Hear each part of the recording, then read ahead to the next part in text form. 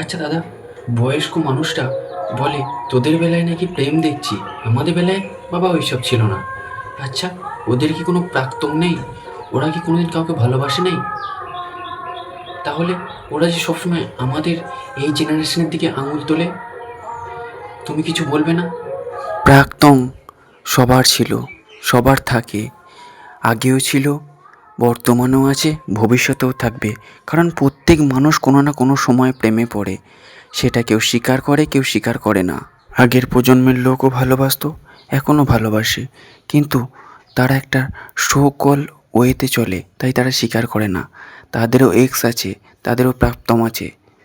হয়তো একটা সম্পর্ক ছিল আমাদের সাথে, সেটা ভেঙে গেছে, হয়তো অন্যায় হয়েছে, কেউ ঠকেছে, কেউ ঠকিয়েছে, তাই বলে সেটাকে সবার সাথে এক্সপোজ করব, এরকম সোকল মেন্টালিটি এই জেনারেশনের নেই।